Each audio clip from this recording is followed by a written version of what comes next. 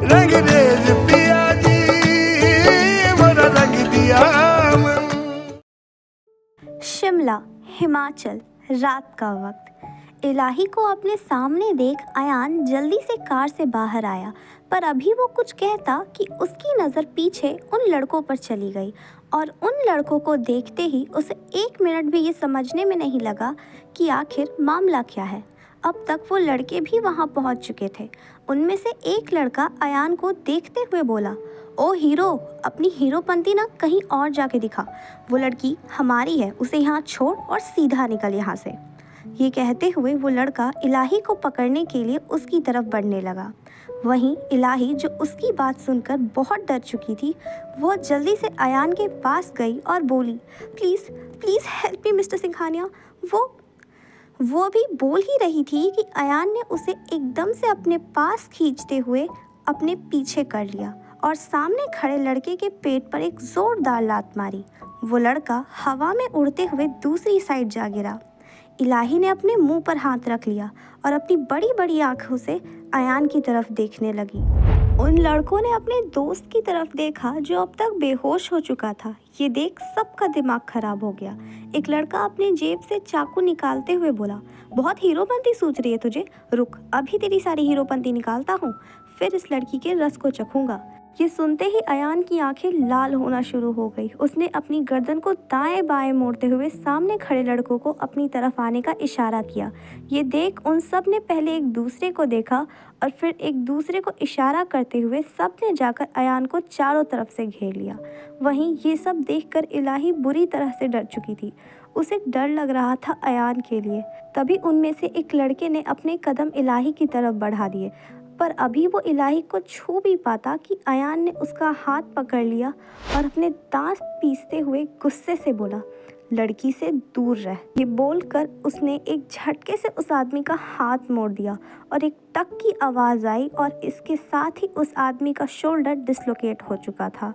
अयान ने उस आदमी को छोड़ दिया और फिर उसने अपनी चारकोल ग्रे आईज से बाकी बचे आदमियों को देखा। उसने एक बार फिर अपनी गर्दन इधर उधर घुमाई और अगले ही पल वो बिना रुके उन सारे आदमियों पर टूट पड़ा। तभी एक लड़के ने उस पर चाकू से वार किया, पर अयान ने उस चाकू को पकड़ते हुए साइड में फेंक दिया और उस लड़के के ऊपर अपने घूंसों की बारिश कर दी। फिर कुछ ही पल बाद उस लड़के को एकदम से छोड़ दिया। वो लड़का लड़खड़ाते हुए नीचे गिर गया। उसका पूरा चेहरा खराब हो चुका था। वो शायद बेहोश हो चुका था या मर गया था, पता नहीं। अपने साथी की ऐसी हालत देख सबकी हालत खराब हो चुकी थी। जो नशा अब तक उनके दिमाग पर छाया हुआ था वो एकदम से उतर गया, पर फिर भी उनमें से दो को अक्ल नहीं आई थी। उन दोनों में से एक लड़का चिल्लाते हुए बोला, अबे ओ हीरो, अपनी ना ये हीरोपंती बंद कर। तू जानता नहीं हम किसके आदमी है? हम ना ऋत्विक भाई के आदमी है। अगर उन्हें पता चला तो तू जिंदा नहीं बचेगा। और तेरी ये माशूका, इसकी तो वो ऐसी हालत करेंगे ना कि हर दिन हर रात हमारे आदमियों के साथ बिस्तर पर। इसके आगे वो कुछ बोल ही नहीं पाया। उसके शब्द उसके गले में ही अटक गए क्योंकि अयान ने उसकी गर्दन पकड़कर पेड़ से लगा दिया था और बिना रुके उस पर अपने मुक्कों की बारिश कर दी थी। तभी वहाँ पर एक पुलिस वैन आकर रुकी। 2 ऑफिसर भागते हुए अयान के पास आए और उसे पीछे से पकड़कर उस लड़के से अलग किया। तभी इलाही जल्दी से वहाँ पर आकर बोली, इंस्पेक्टर, मैंने ही आपको कॉल किया था और ये वही लड़के हैं जो मुझे परेशान कर रहे थे और साथ ही मेरे साथ ज़बरदस्ती करने की कोशिश कर रहे थे। उसकी बात सुन इंस्पेक्टर अयान के कंधे पर हाथ रखते हुए बोले, क्या रे हीरो, दिखने में तो शरीफ घर का लगता है और लड़की छेड़ता है, शर्म नहीं आती तुझे? इंस्पेक्टर की बात सुनते ही इलाही की आंखें बड़ी हो गई। वो जल्दी से बोली, इंस्पेक्टर आप गलत समझ रहे हैं, इन्होंने तो मेरी मदद की है, ज़बरदस्ती तो वो लड़के मेरे साथ कर रहे थे। ये कहते हुए उसने उन लड़कों की तरफ इशारा किया जो अब तक बेहोश हो चुके थे। इलाही की बात सुन इंस्पेक्टर ने अयान की तरफ देखा जो अब भी उन लड़कों को घूरे जा रहा था।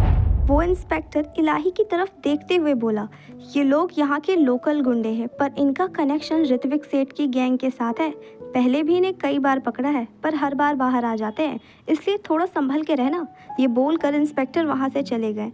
वहीं इलाही इंस्पेक्टर की बात सुनकर परेशान हो चुकी थी। तभी अयान उसकी आंखों के सामने चुटकी बजाकर बोला, हेलो मिस। अयान की आवाज़ सुनते ही वो एकदम से होश में आई और उसने अयान की तरफ देखा। अयान दोबारा से बोला, तुम ठीक हो? हाँ मैं ठीक हूँ और थैंक यू मेरी मदद करने के लिए, इलाही धीरे से बोली। तभी उसकी नज़र अयान के हाथ की तरफ चली गई और उसकी आंखें बड़ी हो गई। उसने जल्दी से उसके हाथों को अपने हाथ में लिया और बोली, मिस्टर सिंघानिया आपको तो चोट लगी है। इलाही के ये कहते ही अयान ने अपने हाथ की तरफ देखा जहाँ से हल्का हल्का खून आ रहा था। ये पक्का उन गुंडों को मारते वक्त लगा था। उसने एक नज़र परेशान सी इलाही को देखा और बोला, छोटी सी चोट है, ठीक हो जाएगी। ये कहते हुए उसने अपना हाथ पीछे खींच लिया, पर तभी इलाही उसके हाथ को दोबारा से अपने हाथ में लेकर बोली, नहीं ये छोटी सी चोट नहीं है मिस्टर सिंघानिया, देखिए इससे खून निकल रहा है, यू नीड बैंडेज। क्या आपकी कार में कोई फर्स्ट एड है? इट्स ओके मिस इलाही। अयान ने जैसे ही कहने की कोशिश की कि उसके शब्द उसके गले में ही रुक गए, क्योंकि इलाही उसे अपनी बड़ी बड़ी आंखों से लगभग घूरे जा रही थी।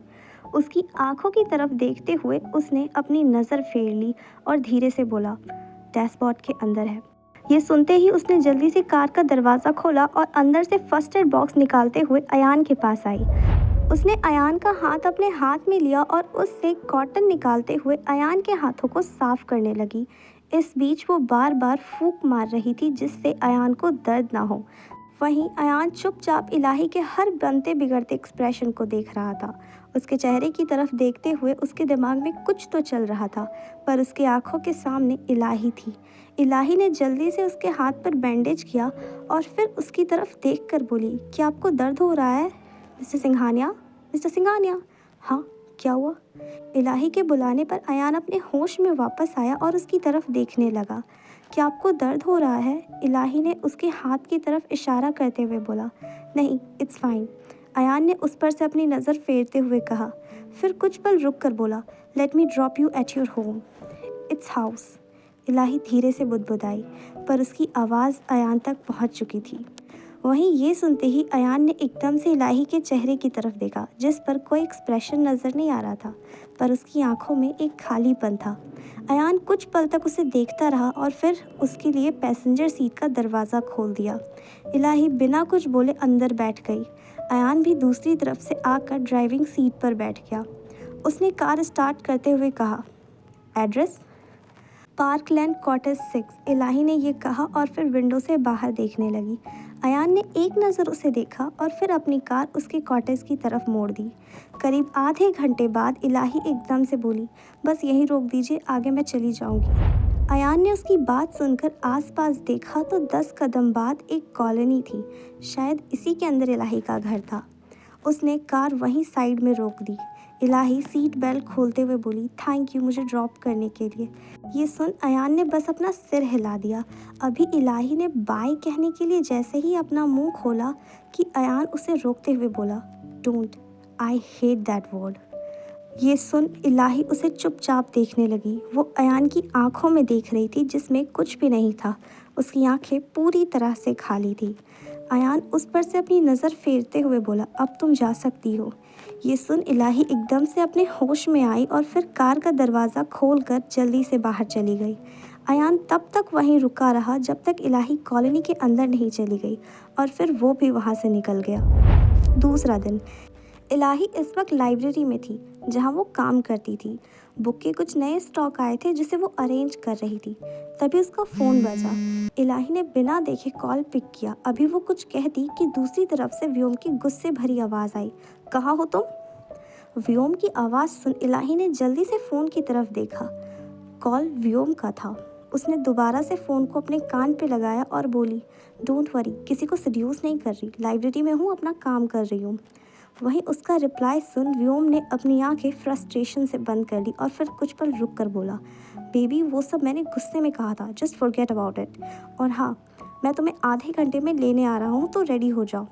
पर व्योम मैं लाइब्रेरी में हूँ और वो अभी बोल ही रही थी कि व्योम उसकी बात बीच में काट कर बोला, so what baby, half day तो ले ही सकती हो ना तुम, और प्लीज़ डोंट टेल मी कि तुम मेरे लिए इतना नहीं कर सकती। लुक, मैं कोई बहाना नहीं सुनना चाहता, मैं आ रहा हूँ तुम्हें लेने, दैट्स फाइनल। ये बोलकर व्योम ने बिना इलाही की कोई बात सुनी कॉल कट कर दिया। इधर इलाही अब भी अपने फ़ोन को कान से लगाए खड़ी थी। उसके चेहरे पर कोई एक्सप्रेशन नहीं नजर आ रहे थे। उसके कान में बार बार व्योम की बात गूंज रही थी, प्लीज़ डोंट टेल मी कि तुम मेरे लिए इतना नहीं कर सकती। एक्चुअली वो कर तो सकती थी और उसने किया भी था, पर क्या वो उसके लिए कर सकता था? जिसका जवाब था बिल्कुल भी नहीं। आखिर करना क्या चाहता है व्योम इलाही के साथ और कहाँ लेकर जा रहा है वो उसे अपने साथ? जानने के लिए सुनते रहिए समवन्स ड्रीम गर्ल। मेरी नस नस में बहे है